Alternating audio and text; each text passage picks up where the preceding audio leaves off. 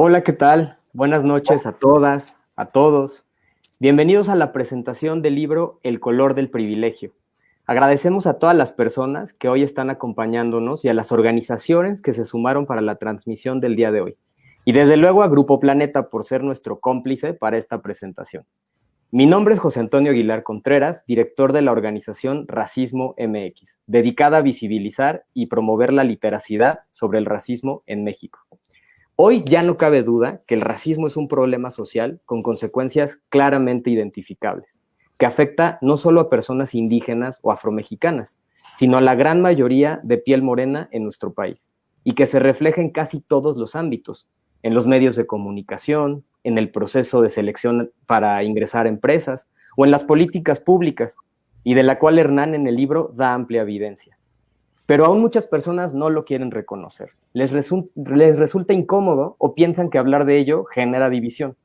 Por ello, el libro de Hernán es una pieza que contribuye a la construcción de la conciencia colectiva y a continuar con la búsqueda de soluciones. Estamos muy felices y emocionadas y emocionados porque hoy nos acompañan personas que, en lo personal, yo admiro muchísimo.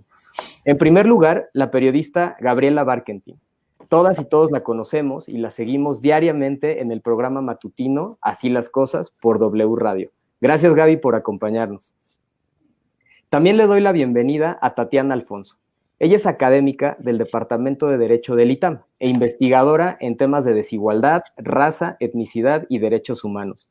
Gracias, Tatiana, por acompañarnos. Y finalmente, doy bienvenida al autor, Hernán Gómez, ya muy conocido por todas y todos ustedes. Él es analista político, internacionalista y doctor en desarrollo por la Universidad de Sussex en el Reino Unido. Actualmente conduce el programa El Octágono en La Octava y es articulista de El Heraldo de México. Ha publicado en muchos medios nacionales e internacionales, incluyendo en el New York Times, El Universal, Milenio, La Jornada, Nexos y muchos más. Ojo, El color del privilegio es su quinto libro. Y pues bueno, vamos a iniciar, no sin antes recordarles que si ustedes tienen preguntas a lo largo de la charla, pueden dejarlas en el chat del video del canal donde lo estén viendo. Y al final se tomarán algunas preguntas del público para que nuestras y nuestros panelistas las puedan responder. Así es que bueno, vamos a empezar. Y a platicar del libro, desde luego, ¿no? Quiero comenzar el foro preguntándoles a todas y todos ustedes acerca de la idea con la que Hernán abre el libro. Hernán, en el libro tú estableces que todas y todos somos racistas. Entonces, quisiera saber, ¿ustedes qué opinan? ¿Están de acuerdo con esta idea? Si quieren, empezamos con Tatiana. A ver, Tatiana, ¿qué opinas de esto? Bueno, muchas gracias. Muchas gracias por la invitación. Felicitaciones, Hernán, por el libro. Es muy provocador, empezando justamente con esa primera frase, ¿no? Que dice Pepe.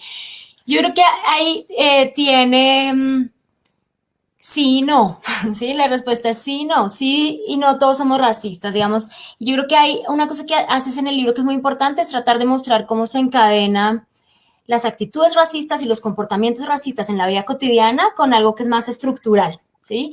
Y en ese sentido es que sí, potencialmente todos y todas podemos ser racistas. ¿Por qué? Porque estamos, digamos, inmersos en una estructura en donde pues el racismo es justamente esta ideología que sostiene esa estratificación basada en el color de la piel o en la identidad étnico-racial, en la apariencia física, que sostiene jerarquías y que reproduce desigualdades, ¿sí? Ahora, eso quiere decir que todos podemos ser racistas potencialmente y que no se trata de un asunto individual, ¿cierto? Como que no se trata de somos buenas o malas personas, sino que estamos educados, criados, socializados, digamos, en esa estructura. Entonces, por ahí sí. Ahora, ¿por qué creo también que no en algún nivel? Y es que es algo que además creo que el libro hace muy bien cuando las personas a nivel individual y en la vida cotidiana logran cuestionar el privilegio blanco, en el caso del racismo, pues pueden no ser racistas, ¿cierto? Y podemos no ser racistas a pesar de estar en una estructura que está sostenida por el racismo, especialmente en la vida cotidiana. Entonces yo creo que hay como esa doble sentido. Y lo último que yo quisiera decir al respecto es que la afirmación a mí me produce ambivalencia.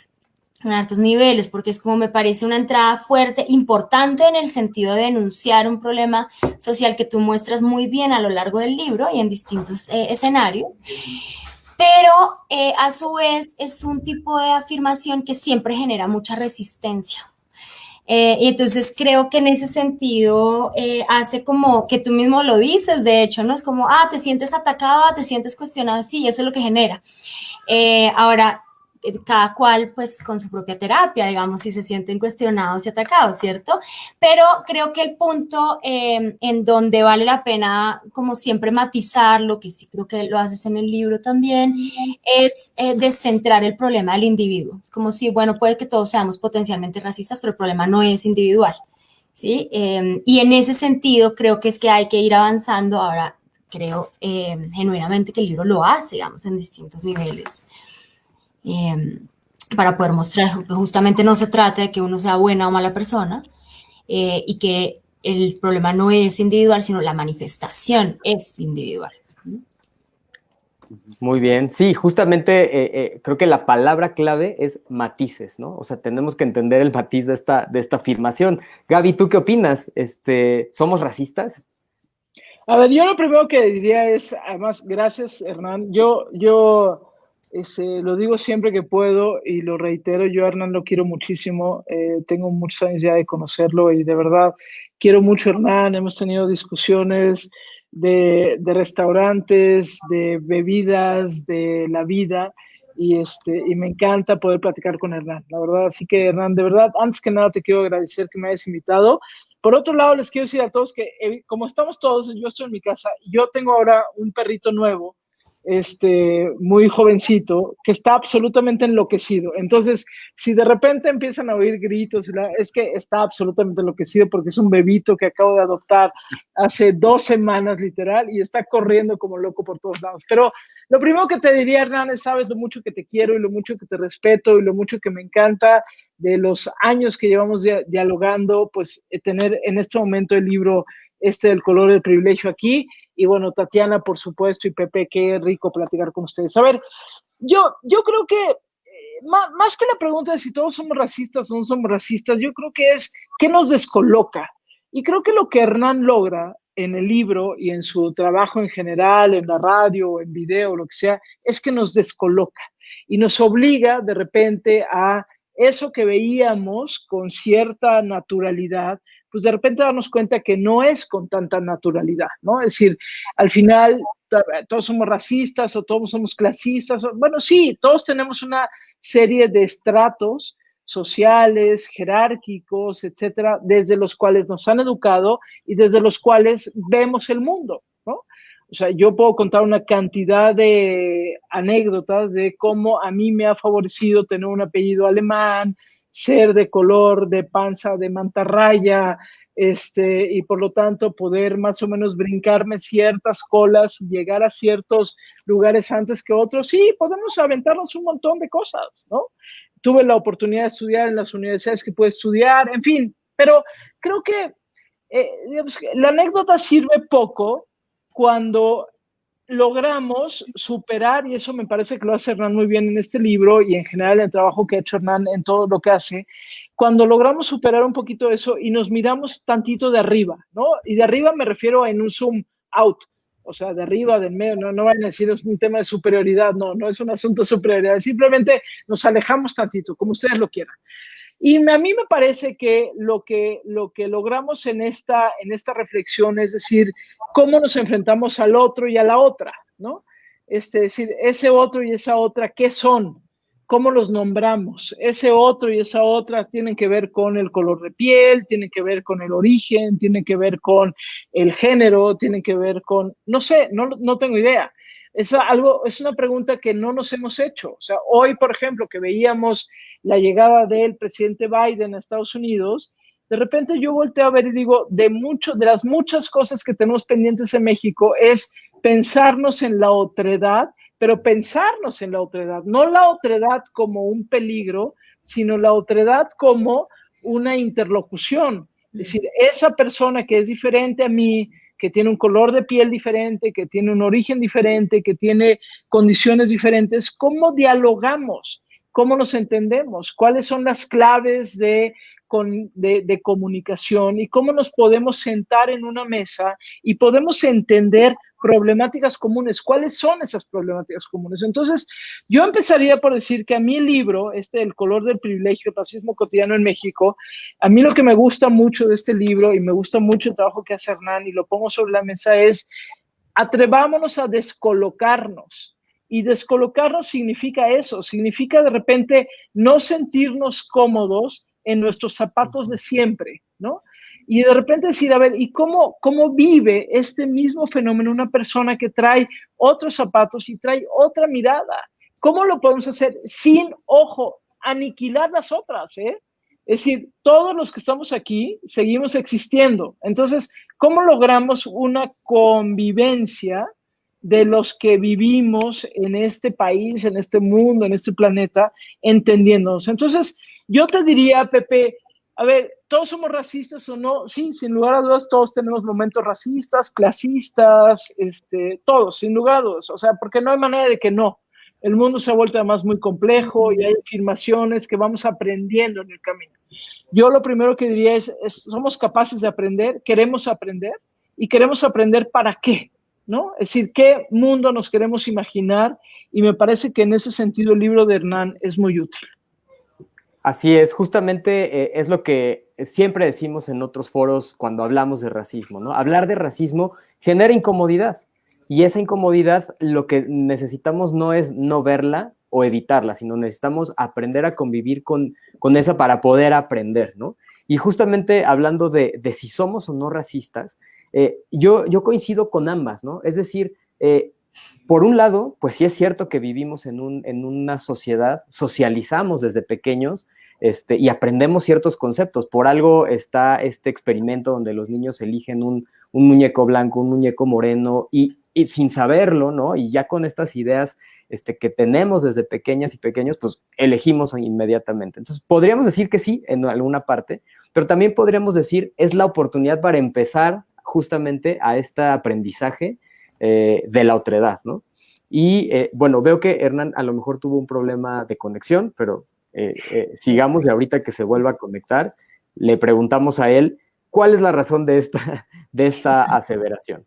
Entonces, y justo aprovechando que en lo podemos que se conecta, nosotros. Exacto, vamos a curar el libro.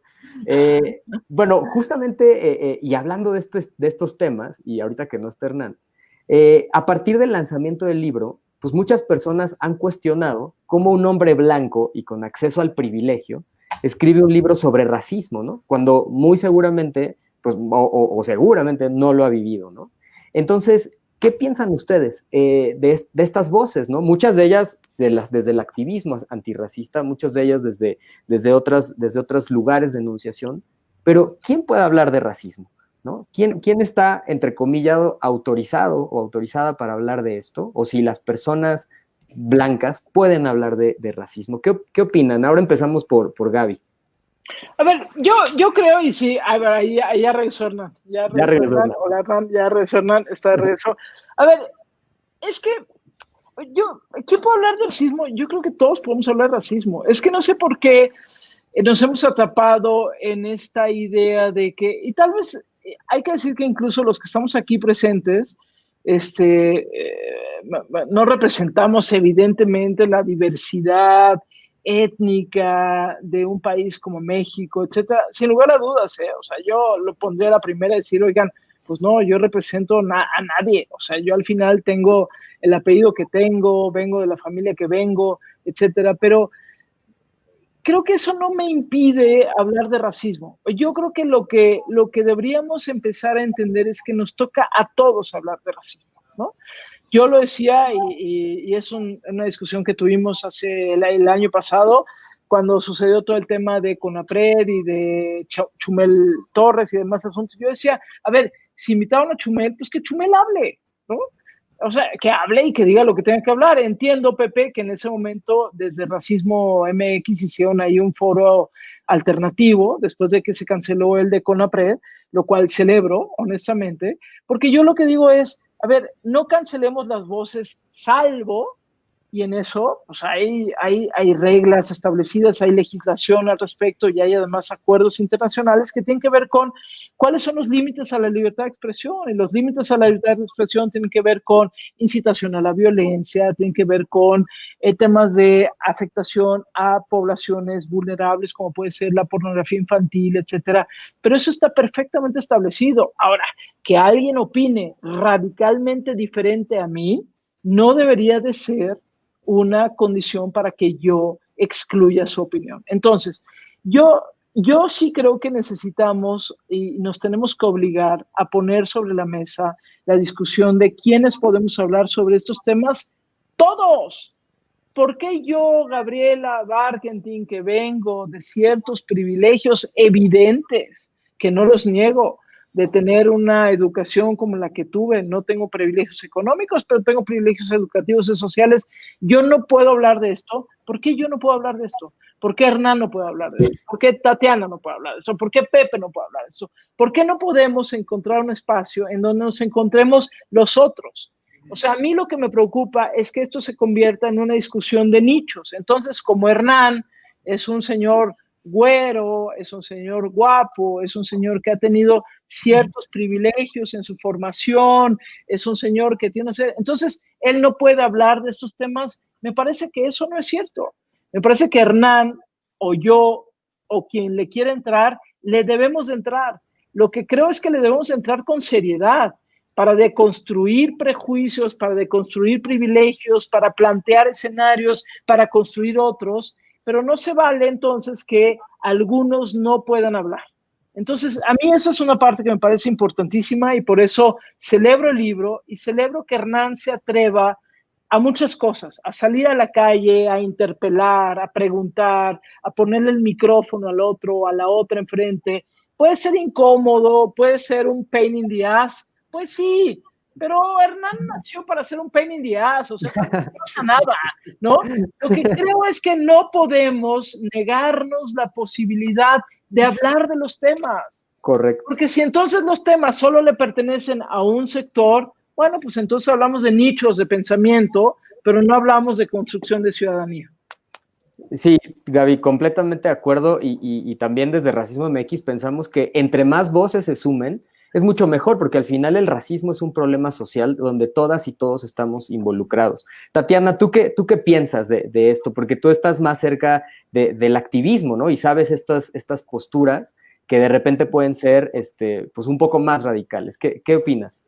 No, mira, yo quiero decir, o sea, yo creo que es que la pregunta no es si es correcto o incorrecto, sino un poco también tratar de entender de dónde viene el argumento del activismo y de cierto sector de la academia, también diría.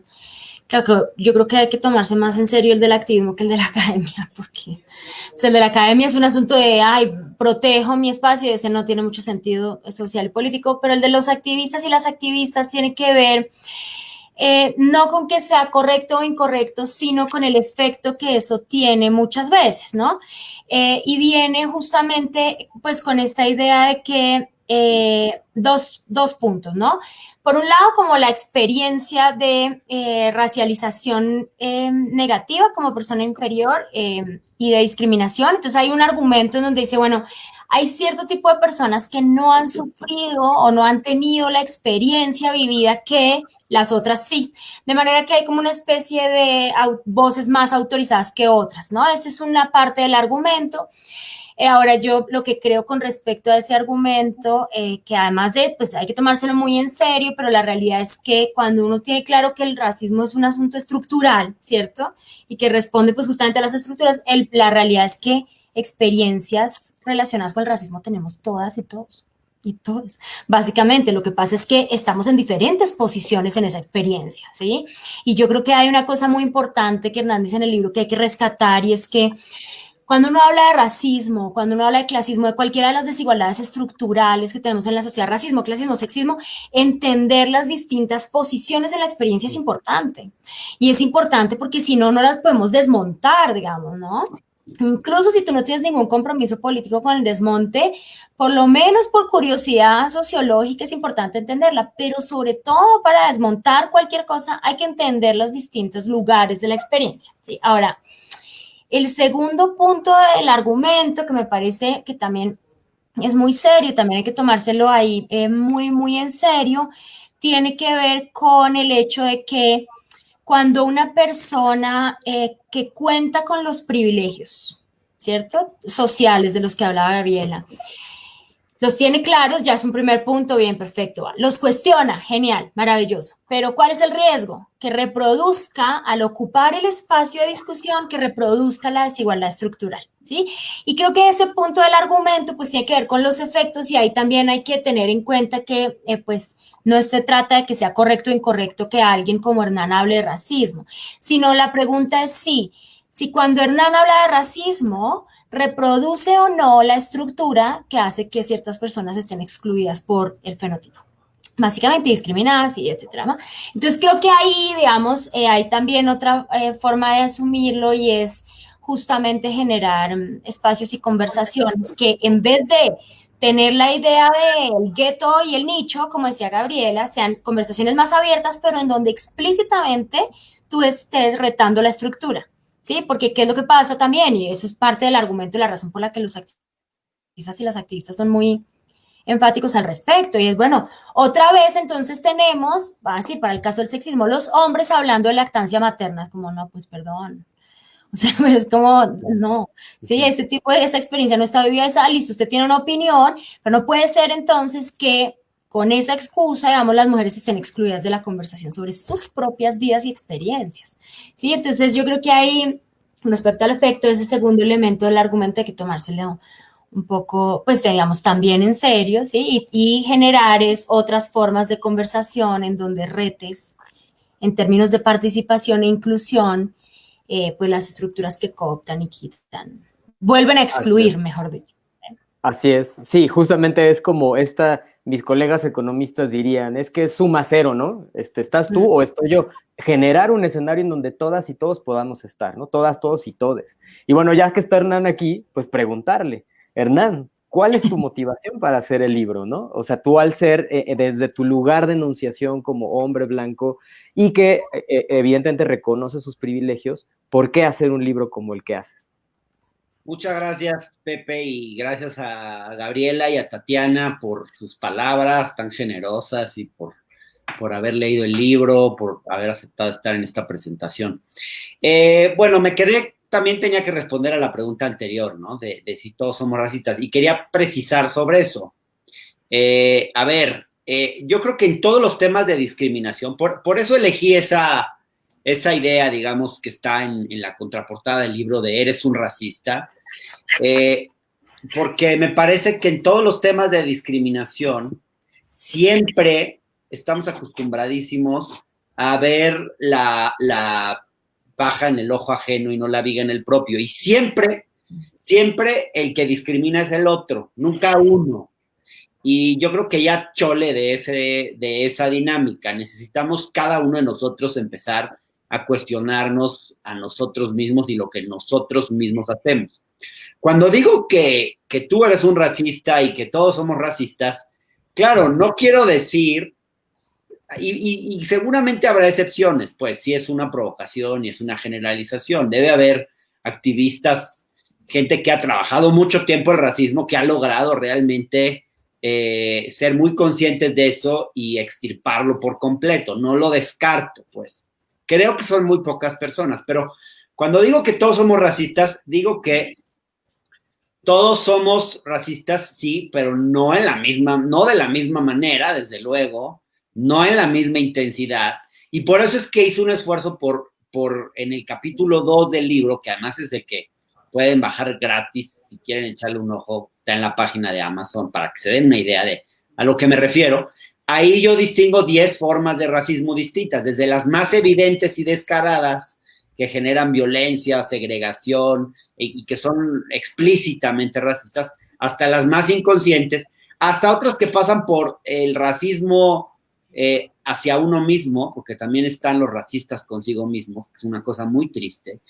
Y está también el racista pasivo que deja pasar, que es el último de los 10, que es el que pudiendo hacer algo para detener el racismo no lo hace. Y para mí ese también es racista, porque de alguna forma contribuye a perpetuar ese sistema racista, porque cuando tiene en sus manos la posibilidad de detener el acto racista, no hace nada por evitarlo y eso de alguna forma lo convierte en cómplice. Entonces ya, contestada esa parte de que todos somos racistas, ahora voy al elefante en el cuarto, que es el lugar, digamos, mío en toda esta historia. Yo me sentí muy dolido, la verdad, sí me sentí dolido cuando saqué el libro y hubo un activista antirracista que yo respeto además, que muy violentamente me reprendió por haber escrito el libro, porque dijo que cómo me atrevía yo, siendo un privilegiado, a escribir sobre un tema que no conozco y que no he vivido. Pues en parte tiene razón, ¿no? O sea, sí tiene razón en que yo no he sufrido racismo, todo lo tengo clarísimo. Y explico en el libro por qué no he sufrido racismo y por qué el racismo al revés no existe, y es una tontería decir que pueda existir. Sin embargo, a mí me parece importante, y ahí está el lugar de enunciación, es decir, yo trato de hablar, y desde el principio lo hago, tratar de hablar desde mi propio privilegio y hablar de ese privilegio. Y yo creo que de eso sí puedo hablar, porque lo he vivido, porque he sido un privilegiado en ese sentido, y eso es lo que de alguna forma traté de decir, y no veo demasiados miembros de la güeritocracia que traten de cuestionarse su propio privilegio. Es bien difícil. Yo no creo lograrlo del todo, porque hay muchas cosas del privilegio que uno ni siquiera se da cuenta, porque naciste con ellas y las has tenido toda tu vida. Para mí me gustaría que hubiera más personas que también hagan un esfuerzo por cuestionarse el privilegio. Yo también me tengo que seguir cuestionando mis propios privilegios. Y sí creo, como dice Gaby, que esto no puede ser una discusión de nicho. Incluso también el tema del racismo me parece que todavía está en un sector muy, muy cerrado. O sea, está en el libro lo que busca es tratar de sacarlo del ámbito académico y de ciertos activismos que son los que han estado, digamos, trabajando el tema, porque es un problema de toda la sociedad, porque a mí también me afecta vivir en una sociedad racista. Obviamente no soy la principal víctima, pero a mí no me gusta vivir en una sociedad racista. Me duele que haya racismo, el racismo nos lastima, el racismo nos divide, el racismo nos hace perder muchísimo talento, muchísima gente que podría contribuir muchísimo a nuestra sociedad y no tiene un espacio porque vivimos en una sociedad racista. Entonces me parece que todos tenemos que cuestionar ese sistema racista y no puede ser que esto se quede en una discusión de ciertos académicos, de ciertos activistas que entienden el tema. Y de alguna forma lo que intenté hacer con el libro es traducir un poco la discusión que había en la academia, que a veces es más complicada de seguir, a un lenguaje más simple, incluso con anécdotas de cosas de la vida cotidiana, de discusiones en las redes sociales, etcétera, ¿no? Entonces, eso es un poco, por eso de alguna forma escribí este libro. Súper. Y dices bien, ¿no? El racismo nos separa, pero, ojo, el racismo nos separa. No hablar de racismo nos separa, ¿no? Eso tiene que quedar súper claro y por eso tenemos que hablar, ¿no? Y de hecho, justo en el libro, y eso es algo que a mí me encantó, que pones mucha evidencia, sobre todo de lo que sucede en redes sociales, incluso tiene estos códigos para entrar, ¿no? Y justo la siguiente pregunta se la quiero hacer a Gaby, y que tiene que ver también con lo que sucedió y lo que ha sucedido en estos 4 años, ¿no? En el libro, Hernán describe ampliamente el funcionamiento del racismo y da ejemplos de personas con narrativas racistas en redes sociales, ¿no? Algunas abiertas, otras más sutiles, como suele ser el racismo mexicano. Entonces, quisiera preguntarte, Gaby, en un balance, ¿crees que las redes sociales puedan ser un instrumento para combatir el racismo o le dan voz a estas personas que son abiertamente racistas, ¿no? ¿Tú qué opinas de esto? A ver, y antes que nada, y me encanta que esté de regreso mi querido Hernán, y otra vez les reitero que mis perros están enloquecidos, están corriendo como locos. Así, si pasa algo, ya ustedes lo sabrán, pero están corriendo como locos. Pero bueno, a ver, antes que nada, Hernán, yo me encanta cómo planteas, y qué bueno que estás de regreso en la transmisión, me encanta cómo planteas desde dónde estás articulando este texto. A ver, te lo digo clarísimo, Pepe, no, las redes sociales no están para resolver un carajo. Las redes sociales están para complicarlo todo, ¿sí? Eso nos debe quedar clarísimo. O sea, no pretendamos otra cosa. Y yo siempre lo digo, yo me metí a redes sociales, porque igual algunos descubrieron Twitter en el 2018, ¿no? Pero yo me metí a redes sociales desde los años 90, cuando empezábamos a ver que a través de articulaciones digitales podíamos hablar de temas. Y entonces hablábamos de la guerra de Yugoslavia en ese momento, o del alzamiento zapatista, o lo que sea, y así fueron incrementándose, digamos, como las discusiones y los temas y el alcance también de las redes sociales. Entonces, ¿qué te diría hoy? No, las redes sociales, por supuesto que no sirven para resolver un carajo, eso que lo tengamos clarísimo. Yo sí creo que este tema, como el tema del racismo, lo tenemos que atender en otro tipo de conversaciones como esta, la que estamos teniendo, u otras. Necesitamos tiempo para encontrar y entendernos. Las redes sociales no conocen del tiempo. O sea, si yo pongo un tuit ahorita, el siguiente tuit va a ser madrearse al tuit que yo puse, porque esa es la dinámica y esa es la arquitectura de información de las redes sociales. Yo lo que creo, Pepe, es que nos urge encontrar, y ahí quienes están en universidades, quienes tenemos medios, quienes podemos tener contacto con organizaciones de diferente tipo, necesitamos encontrar la manera de que el tiempo nos permita dialogar. Algo como el racismo no se resuelve con un tuit, no se resuelve con decir que yo soy buena onda y tú eres un hijo de la chingada, o tú eres buena onda y yo soy un hijo de la chingada. No, el tema del racismo, como otros que nos atañen, pero ahorita estamos con el asunto del racismo, se resuelve en la medida en la que tenemos tiempo para platicarlo. A mí me encantaría, por ejemplo, de repente sentar y decir, ok, ¿qué significa privilegio? ¿Cómo reconozco mi privilegio? ¿Cómo deconstruyo mi privilegio? Y cómo desde la deconstrucción de mi privilegio puedo yo incluirte a ti que no estás en mi privilegio, pero necesito hablarlo. Y les voy a poner un ejemplo muy básico, si ustedes quieren.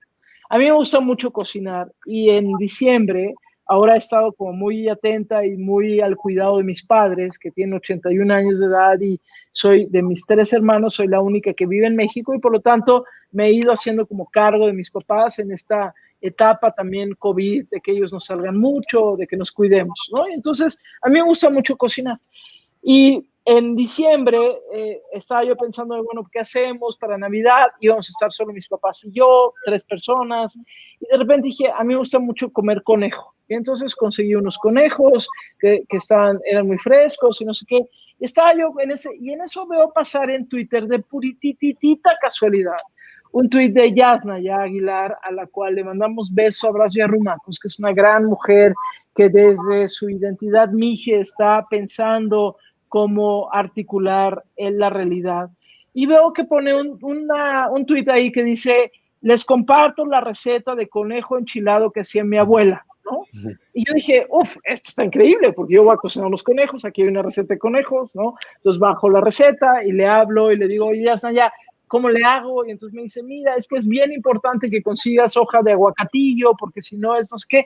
Y entonces empiezo como a articular eso y termino cocinando unos conejos, que no es por nada, me quedan buenísimos, tal vez no tan buenos como la receta original, pero no me quedaron tan mal. Y de repente dije, a ver, a través de una receta, fuimos capaces durante una semana de conversar de muchas cosas, de conversar de dónde estamos parados, quién es quién. Y entonces, ¿cómo logramos encontrar esos espacios de encuentro? Las redes sociales no son espacios de encuentro, las redes sociales son espacios de desencuentro. El éxito de las redes sociales está justamente en activar la polarización, porque eso permite tráfico de contenido y por lo tanto permite monetarizar ese tráfico y por lo tanto permite que sea un negocio. Entonces, yo dejaría de pensar un poco y dejaría de culpar el tema de las redes sociales. A mí me parece ridículo el planteamiento, por ejemplo, del presidente de nuestro país diciendo que las redes sociales y que el presidente y las... A ver, lo que yo creo que tenemos que hacer es cómo logramos espacios para hablar de estos temas que nos importan. La diferencia, el encuentro entre los diferentes, el lenguaje, las palabras en común, construir nuevas palabras, entendernos, deconstruirnos, respetarnos, asumirnos. A mí me parece que ese es el tema, Pepe, y yo sí creo que las redes sociales no son el espacio para nada. Por eso importan libros como estos. Así es. Porque yo le diría a Hernán, entonces, ¿para qué escribes un libro, mano? Aviéntate 40 tweets y ya lo logramos. No, claro. Porque esto, yo sentarme con el libro y leerlo, me implica ya una temporalidad diferente. De acuerdo, pensar en más espacios fuera de las redes sociales, ¿no? Porque hemos estado todo el tiempo pensando en ellas y justamente no funcionan para resolver problemas. Totalmente de acuerdo. Y creo que todavía me gustaría tocar un tema que toca Hernán en el libro y que me parece importantísimo, porque además es noticia ya, es noticia y pronto va a seguir en las noticias, y es el tema de la caravana migrante, ¿no? Es uno de los capítulos que Hernán toca en el libro, y esta pregunta va para Tatiana, ¿no? Hemos visto en días recientes justo esta caravana que va hacia Estados Unidos y que inevitablemente va a pasar por México, ¿no? En el libro Hernán expone los comentarios, justo en redes sociales, de los que piensan, de lo que piensan nuestros compatriotas mexicanos y mexicanas sobre este tema, con desafortunados tintes racistas. Yo te preguntaría, Tatiana, ¿cómo influye el racismo en justamente esa opinión que tenemos sobre las y los migrantes? Sí, porque es que como uno en la academia es tan aburrido y yo no soy la excepción y que soy bastante, mira, digamos, lo que pasa ahí que creo que justamente está muy bien traducido en el libro de Hernán, pero lo que pasa ahí es que el racismo es una de esas estructuras que te justifican, digamos, ciertas jerarquizaciones que quieres hacer y que son arbitrarias, ¿sí? Entonces, lo que te sirve es como siempre hay una ideología o un discurso que te sirve para justificar. Parte de lo que pasa justamente, por ejemplo, con los movimientos migratorios o digamos que de los que son ejemplo la caravana migrante, es que comienzas a hacer el proceso cognitivo de racializar, ¿sí? Entonces racializas sujetos que ves básicamente para ubicarlos en la parte de abajo de la jerarquía. Y yo creo que, digamos, justo eso pues está más bien explorado, ¿cierto? Como además en México la racialización de los migrantes no es es un movimiento adicional a la xenofobia que se desprende del nacionalismo mexicano, que también me queda a mí, como yo soy la extranjera del panel, de repente, entonces desde mi experiencia lo voy a decir, si el nacionalismo mexicano genera también en la vida cotidiana un montón de expresiones xenófobas que son muy complicadas, pero no todas esas expresiones xenófobas son racistas, ¿sí? Porque evidentemente eso está atravesado con la clase. Entonces, lo que pasa en cambio sí con movimientos como los de la caravana migrante, entonces es que ese nacionalismo se mezcla muy rápidamente con el racismo para inferiorizar aún más, ¿sí? Y que hace, pues que genera un efecto de exclusión profundo, ¿sí? Ahora, yo sí quiero como rescatar una cosa que Hernán menciona en su libro y que académicamente pues estamos en deuda también de explorarlo más, y es porque cuando tú vas a diferenciar, digamos, y eso es muy claro en el caso de la migración en México, de los migrantes o la forma en que las personas en México ven a los migrantes y las migrantes, es que entre más parecidos, más los racializas, ¿no? Y los ubicas más abajo en la jerarquía. Entonces, y eso justamente tiene que ver pues con la necesidad de diferenciar y de poner como inferiorizar a la gente de manera que no se toque contigo. Entonces yo creo que ahí en particular con la migración de Centroamérica a México hay como una mezcla muy poderosa, pues muy perversa, digamos, pero muy poderosa entre el nacionalismo y el racismo que le aplicas a esas personas para, digamos, excluirla lo más posible, pero en últimas porque se parecen mucho a ti. ¿Sí? Entonces, claro, y eso, digamos, obviamente va combinado con lo otro que sí alabas, ¿no? Que entonces es muy distinto, es más blanquito, no sé qué, digamos, ¿no? Una cantidad de cosas que no están dentro de la narrativa tradicional mexicana, un poco, ¿no? Y yo creo que ahí sí hay como una cosa mucho más perversa que hay que explorar un poquito más, que no lo muestra muy claro, pero que evidentemente se cruza de maneras muy complicadas. Ahora, yo sí, por lo último que quisiera decir sobre esto es que creo que hay una diferencia sustancial entre obviamente esas expresiones cotidianas que Hernán mapea muy bien y el Estado. Y entonces lo que es muy problemático con la migración es cuando desde el Estado y desde las instituciones tú también estás mezclando y racializando, digamos, en la parte inferior a las personas migrantes, generando políticas públicas que reproducen o que le hacen eco a las expresiones cotidianas, que creo que es ahí sí es mucho más... Correcto. Sí, y es justo esa actitud de las y los mexicanos hacia un tipo de migrantes y diferente hacia otro tipo de migrantes, que coincide con el fenotipo, ¿no? O sea, que si viene de Europa o del norte global, es un trato muy diferente a los de las personas del sur global, ¿no?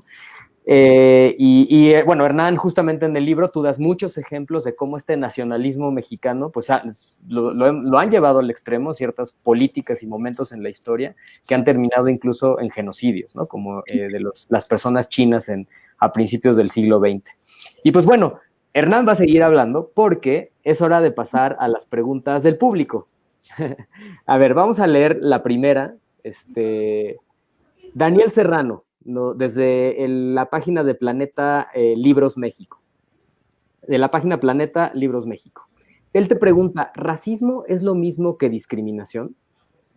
Bueno, muy rápido. No son lo mismo. Yo diría que el racismo puede ser una forma de discriminación, aunque a veces en México se usa racismo para toda forma de discriminación, digamos, en el habla cotidiana, pero no son lo mismo. Y además, cuando hablamos de discriminación, específicamente tiene que ver con un derecho que está siendo violado por un motivo prohibido, como puede ser el tono de piel, por ejemplo, la pertenencia étnica, el género, la orientación sexual, etcétera. La discriminación es mucho más amplia, pero tiene que ver con derechos que están siendo violados. De acuerdo. Mónica Jiménez, también desde Planeta Libros México, te pregunta, ¿el racismo es aprendido? Bueno, creo que ya lo tocamos, pero ¿algo que quieras comentar? Sí, claro, hay 2 capítulos en el libro donde se habla justo de cómo el racismo lo aprendemos en la familia y lo vivimos dentro de nuestras propias familias, y hay otro capítulo donde se habla de la escuela y de cómo la escuela pues también es un espacio de mucho racismo. Desde luego, el racismo lo aprendemos y por eso es tan difícil desmontarlo, porque lo tenemos tan incorporado en nuestro inconsciente que es muy difícil incluso darnos cuenta que somos racistas. Correcto. Enrique Gutiérrez Escalante, desde la página de Eventos Gandhi, ¿cómo evitamos el clasismo como una brecha de desigualdad tan grande en México de salarios, zonas, etcétera? Bueno, podemos ser una sociedad desigual y no necesariamente una sociedad clasista. Creo que si damos un paso digamos, en una dirección de reducir el clasismo, va a ser más fácil luchar contra la desigualdad, porque el clasismo, como una forma de discriminación, perpetúa las desigualdades, las hace más profundas, porque impide que muchas personas que podrían tener oportunidades, pues no las tengan, porque pues las excluimos pues por su apariencia física, por su etcétera. De acuerdo. Y si Tatiana o Gaby quieren también abonar a la respuesta, con todo gusto me dicen. La siguiente es de Nati Vela, que nos escribe desde la Universidad Autónoma del Estado de México y dice, cuando uno se deconstruye, rompe con relaciones personales, porque al hacerlo ya no empatas con la forma de pensar de alguien. ¿Cómo logras rescatar tus relaciones humanas frente a estos procesos de deconstrucción? Qué buena pregunta. Híjole, no sé si la entiendo. A ver, si quieres, yo le entro a esa si quieres. A ver, es que a mí me parece, Nati, que es una pregunta importantísima porque tiene que ver con que al final, cuando tu mirada cambia, también cambia la manera como te relacionas con los demás, ¿no? Y nos ha pasado a todos en muchos sentidos, ¿no? Es decir, ahorita podemos hablar de temas de racismo, de la discriminación, pero también podemos hablar de temas de violencia de género, etcétera. Es decir, en el momento en el que te das cuenta, como que se te caen y lo voy a poner como muy básico, pero se te caen como las gafas que tienes enfrente y de pronto a la persona que tienes frente a ti, pues la ves diferente, ¿no? O sea, la ves... no sé, pensabas que era una gran persona y esa gran persona resulta que es una persona machista, homófoba, clasista, discriminadora, y tal vez tú no lo tenías, o sea, porque no veías ese mundo con esas claves. Y sin lugar a dudas, cuando tú empiezas a ver el mundo con diferentes claves o desde diferentes claves, sí, pierdes muchas relaciones. Yo te lo voy a decir de todo corazón a ti, esto no es fácil, ¿no? Es decir, yo he tenido a lo largo de ya los muchos años de vida que tengo, de repente he tenido gente con la cual yo he tenido pues, relaciones de amistad o relaciones amorosas o lo que tú quieras y de repente te das cuenta que estás en canales diferentes, ¿no? Ahora, yo creo que ahí pues tienes dos opciones, Nati. Una opción es hacerte güey, ¿no? Literal, y decir, pues no pasa nada, y entonces yo prefiero quedarme guardada en mi espacio de confort. Y la otra es dar el paso para que ese paso te permita a ti, digamos, como ampliar tu horizonte. En estos procesos uno pierde amistades, pierde amores, sí, sin lugar a dudas, pero ganas otras. Vas a ganar otras y vas a ganar otras que van a ser mucho más interesantes y van a ser mucho más solidarias y van a ser mucho más constructivas, ¿no? En el momento en el que tú te das cuenta que tienes cerca de ti. A ver, yo les pongo el caso de Hernán. Hernán y yo somos amigos de hace muchísimo tiempo. Hernán es mucho más joven que yo, pero somos amigos de hace muchísimo tiempo, pues porque algún día lo conocí, me pareció interesante lo que Hernán trabajaba sobre el tema de Brasil. Estaba Dilma ganando las elecciones y Lula estaba todavía ahí. Entonces a mí me pareció interesante jalar a Hernán para que pudiéramos platicar de temas en los medios y nos fuimos haciendo amigos. Y luego, pues evidentemente también conozco a Facundo, al hermano de Hernán, que me parece un tipazo y un chingón. Y de repente digo, qué bonita familia y qué gente tan padre que puedan pensar las cosas como las piensan.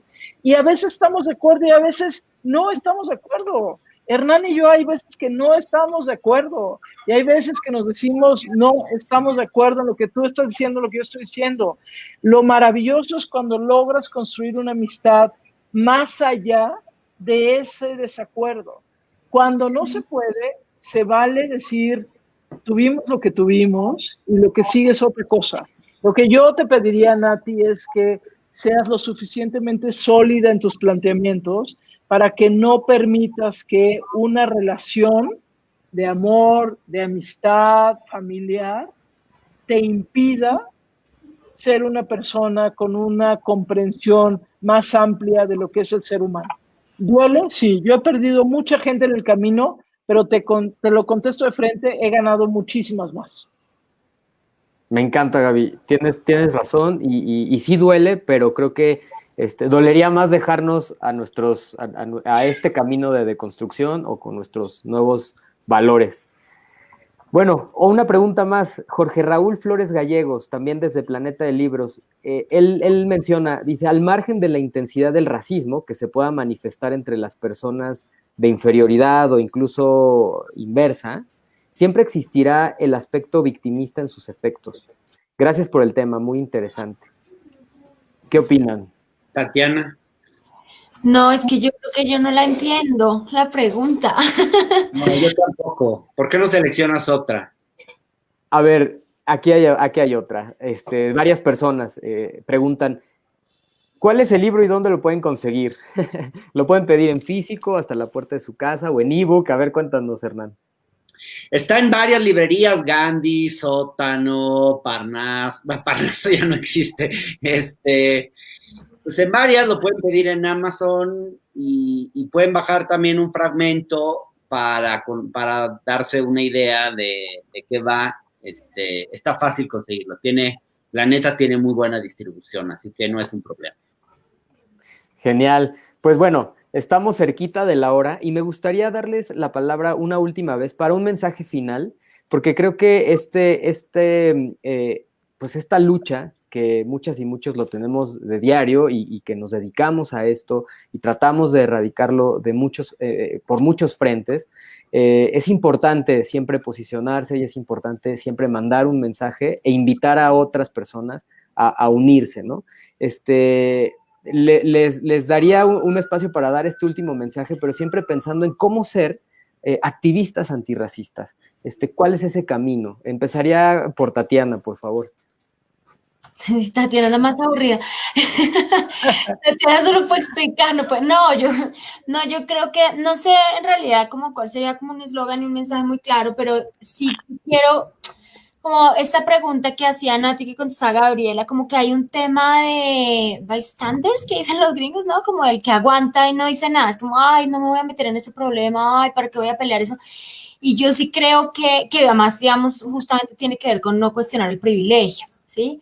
y yo creo que en la vida cotidiana y bueno, en las yo de redes sociales sí que no sé nada, digamos, pero sí creo que hay como una actitud importante cuando uno no solamente, pues claro, cuestionarse uno es más difícil, ¿sí? Pero comenzar a ver cositas que reproducen estas estructuras de superioridad e inferioridad a partir del fenotipo, pues es un buen punto de partida, ¿no? Y lo otro es que yo sí creo y siempre digo, pues como desde la esquina marginal que es la academia, sí creo que hay un deber y una obligación importante, pues como de generar información y también de ponerla en formatos mucho más accesibles, digamos, que no sea como uno ahí discutiendo con sus 4 amigos y amigas y que sea mucho más accesible. Creo que ahí, digamos, pues hay como unos pasos importantes e interesantes. Yo creo que justamente el tema de la pandemia y todo lo que nos ha obligado a reunirnos de esta forma y a difundir toda esta forma ayuda. Yo no soy la que sabe usar las redes ni esas cosas, pero hay gente que sí, digamos, ¿no? Hay plataformas como la tuya, etcétera, y como que se pueden hacer estos estos eventos de difusión que sirven y contribuyen un poco a que la gente se cuestione sobre cosas que da por sentadas como falsas, ¿no? ¿Qué pasa con el racismo? Es como no hay punto. Y bueno, de repente sí vale la pena interrogarse y ya. Así es, la literacidad racial, ¿no? O sea, generar más literacidad racial, que las personas no tengan miedo a hablar de racismo, ¿no? Dejar de pensar en esto de que todas y todos somos mestizos, entonces fin del problema, ¿no? Ay. Sí, pero ¿puedo decir una cosa chiquita de eso? Sí, pero yo también sí creo que hay unos como límites en ese sentido. Bueno, sí, vamos a cuestionarlo, pero hay, por lo menos desde el Estado, como una especie de límite a todas las voces, o sea, las voces que constituyen discurso de odio, por ejemplo, y de discriminación, pues esas yo creo que son para otros foros, digamos, sí, como que ahí hay otros límites, digamos, que frente a eso. De acuerdo, de acuerdo. Gaby. A ver, yo, primero, antes que nada, es agradecerle de verdad a Hernán y agradecerle a ustedes la invitación a hablar de este libro y de recordarles, estamos hablando del libro El color del privilegio, el racismo cotidiano en México, de Hernán Gómez Bruera, y lo pueden encontrar ya en todos lados, lo pueden encontrar en papel y lo pueden encontrar también en digital, y la verdad es que vale muchísimo la pena leerlo. Y yo, a ver, mi reflexión final sería un poquito... bueno, aquí nos preguntan, ¿no lo pueden conseguir? Lo pueden conseguir en absolutamente todos lados. O sea, la verdad es que está muy fácil de conseguir el libro. A ver, yo creo que lo primero, Pepe, es que nos hagamos la pregunta, nos atrevamos a hacer la pregunta, ¿no? A ver, les pongo un ejemplo muy claro. Yo, como ustedes pueden ver, soy blanquísima, de apellido alemán y lo que ustedes quieran. Bueno, hace algunos años, cuando fui a sacar mi visa gringa, bueno, no ahora, sino hace unos años antes, que fui a sacar mi visa para Estados Unidos, estaba yo formada, todavía tenés que formarte afuera de la Embajada de Estados Unidos que está ahí en Reforma, ahora ya lo hacen en otro lado, pero lo tenías que hacer todavía ahí. Y alguien me dijo, oye, te vas a tardar muchísimo, llévate un libro, llévate lo que sea, porque además llévate un libro en papel, porque no te van a permitir que lleves en electrónico. Y no sé qué. Entonces, bueno, yo iba un libro y en la cola para entrar a la Embajada de Estados Unidos, pues me encuentro a un amigo y venimos platicando y no sé qué, y ahí venimos platicando, bla, llegamos a la puerta de la embajada. Y en la puerta de la embajada, pues eso, nos preguntan a cada quien, oigan tú, no sé qué, quién eres, nombre, apellido, bla, bla, bla. Y entonces a mí me dicen, tal, pase, pague y váyase, ¿no? Y se la mandamos. Y a mi amigo lo tuvieron 3 horas en la embajada. Mi amigo, yo les puedo poner un ejemplo, tiene doctorado, muchísimos más estudios que yo, un puesto mucho mejor que el mío, bla, bla, bla.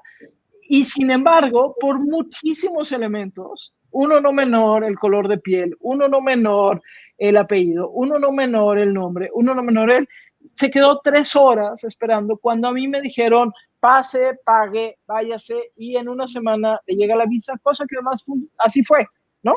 Entonces, esas cositas tan elementales y tan básicas, tenemos que empezar a cuestionárnoslas, ¿no? Tenemos que empezar a asumir que así funcione. ¿Es mi culpa?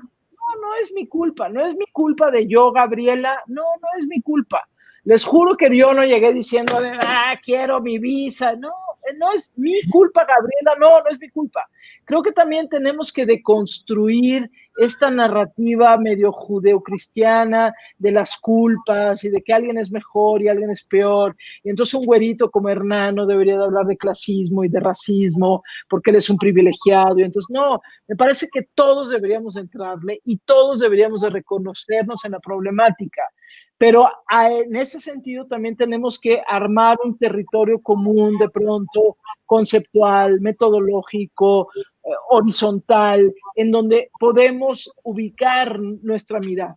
Entonces, a mí lo que me da un libro como el de Hernán es que me permite ubicar mi mirada y me permite decir desde dónde estoy parada, pero tampoco cancelándome, porque aquí por lo menos en Tatiana, en Hernán y en mí, a ti, mi querido Pepe, te veo un poquito más moreno en el grupo, pero por lo menos nos veo, pues sí, así como blanquitos, privilegiados seguramente porque estudiamos en donde estudiamos y no sé qué.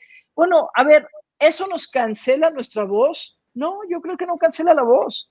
Yo creo que no debemos cancelar las voces, lo que debemos hacer es cómo sumamos esas voces y cómo nos sumamos al debate, reconociendo nuestros privilegios, pero también asumiendo que podemos articular otras preguntas y otras respuestas. Entonces, Pepe, querido, y Tatiana y Hernán, me encanta que estemos aquí y ojalá esta conversación se haga muy amplia y cada vez tengamos a un montón de gente, pero no nos cancelemos por culpas, no nos cancelemos por colores ni por Pantone, porque si vamos a hacer una sociedad Pantone, bueno, pues entonces ya valimos madres, ¿no? O sea, yo lo que creo es que tenemos que articular preguntas, tenemos que enfrentar esas preguntas, tenemos que enfrentar nuestros privilegios, tenemos que deconstruir nuestros privilegios y a partir de ello poder construir de manera conjunta pues una sociedad que sea mucho más igualitaria. Pero una sociedad igualitaria no se construye cancelando a unos y privilegiando a otros, se construye articulándonos como sociedad y como comunidad. Y a mí me parece que en ese sentido el trabajo que hace Hernán y en este libro, sin lugar a dudas, contribuyen a ello. Así que agradezco profundamente y les mando un abrazo a los tres. Gracias, Gaby. Hernán, unas palabras sobre el libro. Bueno, rápidamente, porque ya se nos acabó la hora. Muchas gracias a Gaby Marketing, me dejas pensando mucho con estas palabras. Tatiana también, Pepe igual, por el trabajo que hace Racismo MX, que es súper importante. Y gracias además a los socios de Planeta, Bodegas de Libros, Phil Chihuahua, Phil Frontera, Phil Monterrey, Phil de la UABC, Gandhi, Librerías Gandhi, Gonville, El Péndulo, Porrúa, Publicaciones UAMEX, Recomiéndame un buen libro, Racismo MX, ya lo dije, Feria del Libro del Instituto Veracruzano de la Cultura, Mix Up y obviamente pues a todos los que nos han seguido. Rápidamente, 4 o 5 cositas muy breves. ¿Qué tenemos que hacer? Pues lo primero es superar la negación. Dejar de decir que no hay racismo en México, porque, a ver, todavía hay muchísima gente que está instalada en esa. Y la verdad es que no se puede erradicar, no se puede combatir un problema que no se reconoce como tal. Entonces, tenemos que aceptar que vivimos en un país racista y que muchos de nosotros, la mayor parte de nosotros, somos racistas. Entonces, de entrada, eso. Segundo, dejar de pensar que no tenemos que hablar del tema porque hablar del tema genera conflicto. Porque a veces en nuestra sociedad, y creo que es muy conservador eso de pronto de evitar cualquier cosa que genere conflicto, porque no vamos a transformar la sociedad sin administrar cierta dosis de conflicto. O sea, el conflicto, yo creo que a veces está mal subirse a todo tipo de conflicto y abrir frentes de conflicto innecesariamente, como creo que a veces hace el presidente, pero también creo que hay temas donde hay que dar batallas y hay que saber de tener cierto tipo de conflictos. Pues que hablar de racismo genera conflicto, pues que lo genere, tengamos ese conflicto, porque ese es un conflicto que sí vale la pena. Luego, aprender a cuestionarnos el privilegio, todo tipo de privilegio aquí, porque creo que todos tenemos distintos tipos de privilegios. Hay el privilegio simplemente de ser hombre, el privilegio de haber nacido en una comunidad urbana y no rural, el privilegio de vivir en la Ciudad de México, el privilegio de ser blanco. Hay muchos privilegios y creo que los damos por descontados y creo que aprender a deconstruir los privilegios es súper importante y estamos muy poco acostumbrados, las élites y las no élites. Y luego creo que es importante que nos volvamos militantes antirracistas. No basta con no ser racistas, tenemos que ser activamente antirracistas y luchar contra el racismo donde quiera que esté. Si tú trabajas en una empresa y formas parte de un proceso de reclutamiento y estás en un comité y ves que se toma una decisión de negarle una oportunidad de ingreso laboral a determinada persona y tú en el fondo sabes que es por su tono de piel, pues que lo digas, que no te quedes callado. Si ves que en el supermercado o en una tienda tratan mal a una persona por tener una vestimenta indígena, decirlo en ese momento, no tener miedo a que eso genere un escándalo o algo así, o sea, hablarlo, decir, elevar una voz. Y si eso genera algún conflicto, pues bueno, hay que darlo, pero en nuestros espacios cotidianos, donde podemos influir, donde podemos elevar alguna voz, tenemos que hacerlo por pequeña y modesta que sea. Y eso nada más, ojalá que el libro estimule una reflexión. En el fondo yo, eso es lo que quiero. Les agradezco mucho a ustedes por haberlo leído y ojalá que también la gente que nos sigue, si no lo han leído, pues se asomen a leerlo. Es un libro fácil de leer, son capítulos cortos, son amenos, no es un libro académico, es un libro que fuera ligero, pero no frívolo, pues, ¿no? Que tuviera cierta profundidad también.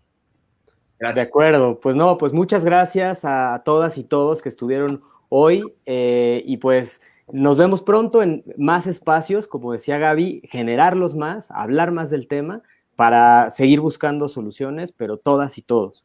Entonces, pues muchas gracias y buenas noches. Buenas noches, gracias a todos, en verdad.